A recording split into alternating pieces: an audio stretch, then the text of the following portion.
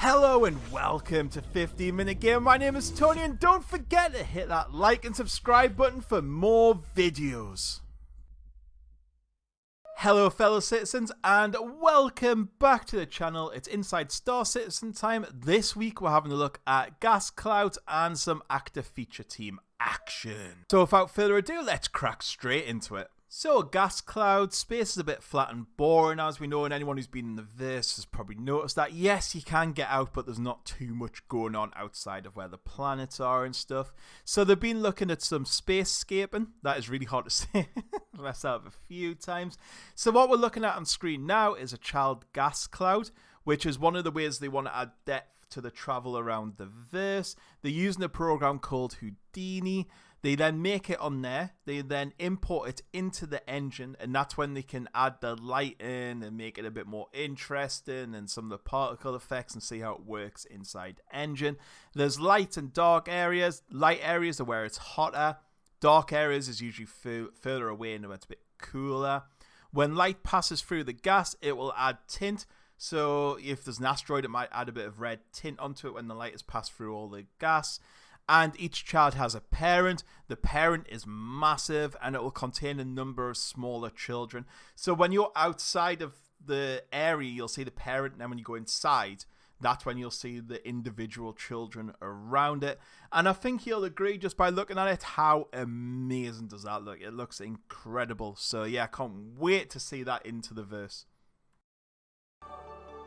As work continues adapting the gas cloud tech created for Squadron 42 to use throughout Stanton and beyond, the actor feature team is busy adding further iteration on features like force reactions, which not only aim to provide a realistic and visceral sense to being hit by just about anything in the Star Citizen universe, but also give reason to all those seats in the bellies of dropships when exterior forces begin transferring to those within.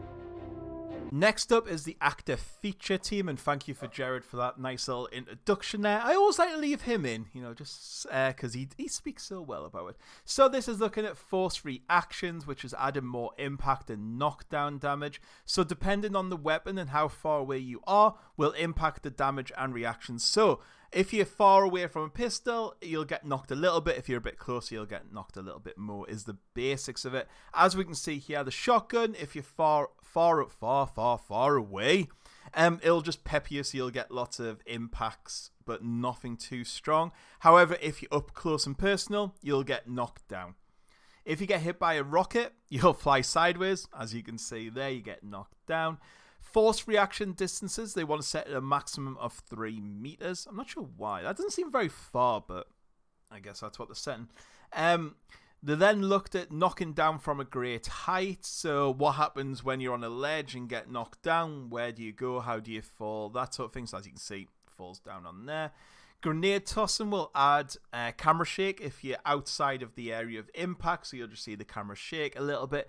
However, if you're in the radius, you'll get knocked down with the other characters as well that are in there. So if you're throwing a grenade at AI, you could get knocked down as well. And then finally, the round off with a little bit about the AI will react better to you, and when you can go through different animations, so they'll get knocked back when you shoot them, which will stumble them a little bit, that sort of thing. And then finally, the most exciting bit about this, which I quite liked, is now, well, they're looking at how it's going to impact this in space flight. So you're going to be impacted by G-force. So if you're not in a seat, you could get knocked over. You could, you'll lean backwards and forwards, that sort of thing. And if you crash into another ship and you're not in a seat, you'll get knocked flat on your face or backwards, whichever way you choose to hit. So yeah, that is it, guys. Rounded up, that is Inside Star Citizen. And hopefully I'll be back next week with some more. And I'll catch you all later. Goodbye.